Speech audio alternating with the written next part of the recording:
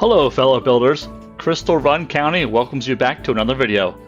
In the last video, the first group of settlers, our hard-working and adventurous Yankees from the East, finished construction on their design development, doubling the size of the town.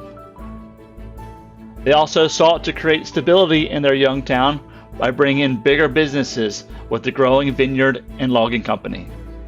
Unfortunately, some of the first settlers have moved on beyond this world, and thankfully we have GPC by Tim Final Journey to help treat those who have passed with the utmost dignity and respect, as well as comfort the loved ones still remaining to carry the torch onward.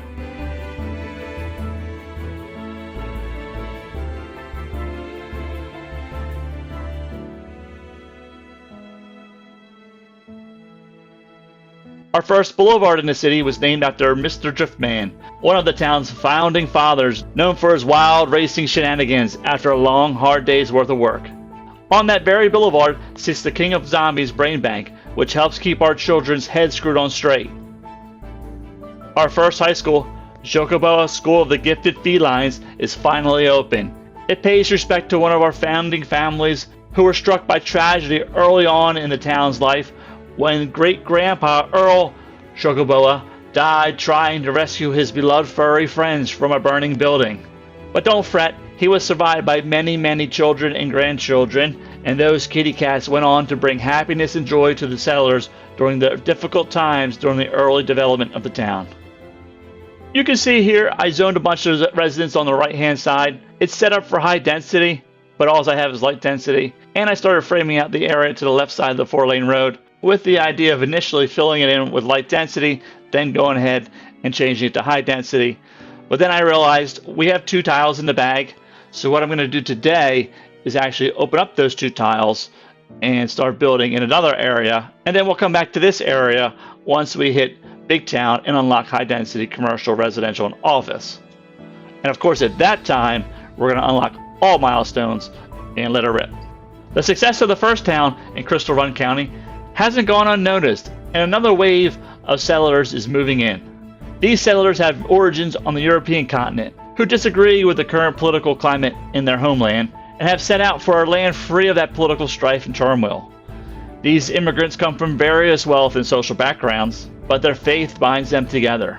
They've already surveyed the surrounding land and want to create a settlement on this peninsula.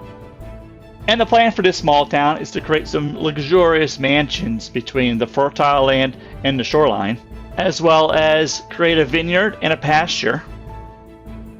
I'd like to elevate the rail line on the berm and place it in a concrete chute, so we're going to be using the keys to do that. And the general building style for the area is going to be high density European as well as light density European suburbia. We will eventually be building a ski resort in the mountains as well as an ore quarry for the ore industry. So let's get started.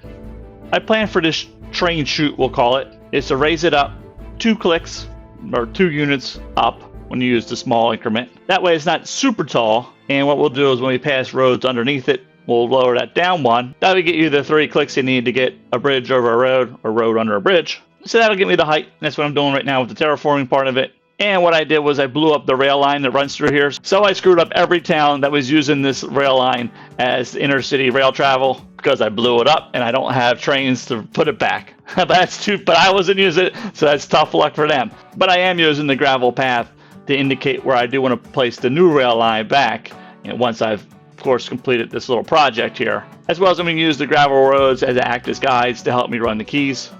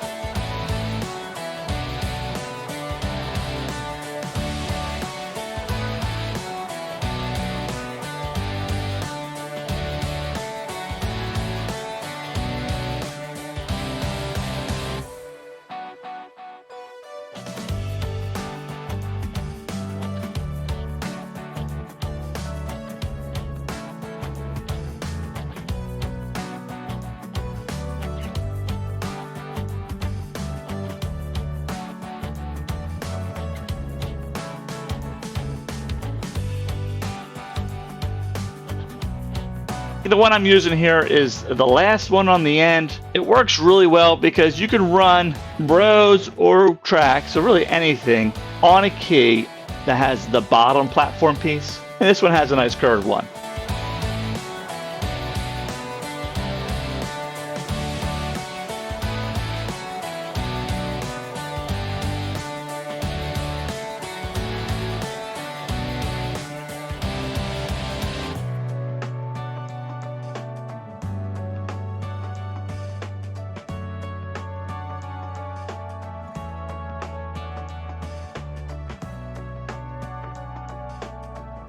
Our first section is complete. It looks pretty good.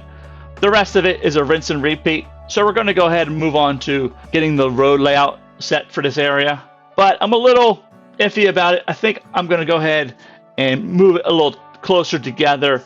But I'll just do that off camera. And when we come back a little bit later, I'll show you the final results. And like I mentioned before, we're going to set this up for European suburbia area. That's always a great combination, especially since the settlers in this area are going to have a European background. And like the other two residential areas we have, I like to just to kind of flow, just move with the land. So I'm using the freeform tool, kind of looking at the terrain. As I always say, it'd be great to have the terrain info view on while we did this. And if there's anyone out there listening to this that has impact on designing this game for console, I'd love for you to do that for me.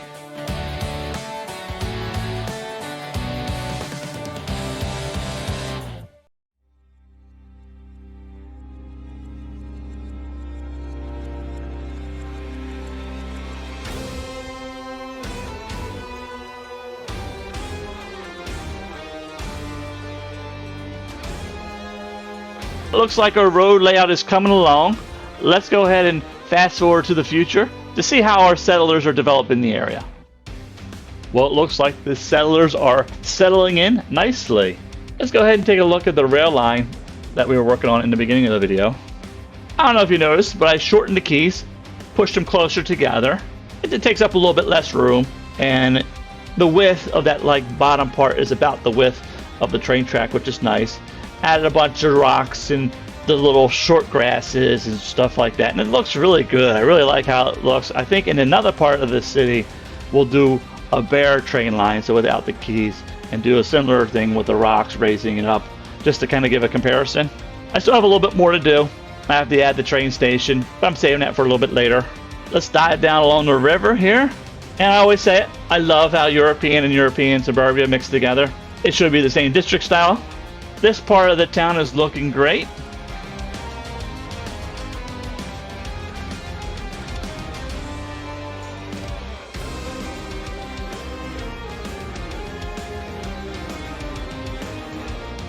Here we have the first high school in the town, the Cherry School of Aspiring Avatars.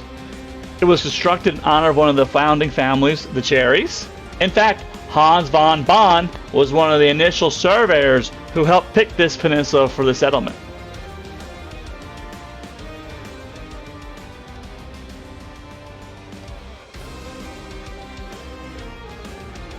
And right next door we have the Walter Hartwell White Fields.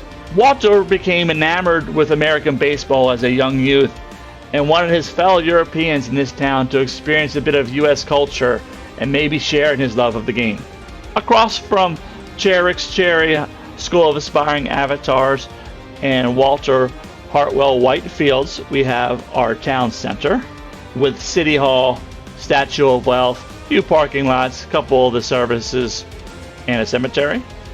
And I think that's going to wrap this one up. The folks in our first town have been making great strides in progress in developing their town into a very prosperous and respectable town. And it looks like they're on the verge of building a university campus. So I look forward to seeing what they come up with. But until then, I wish all you fellow builders the best and brightest cities that you can build. And as always, happy building.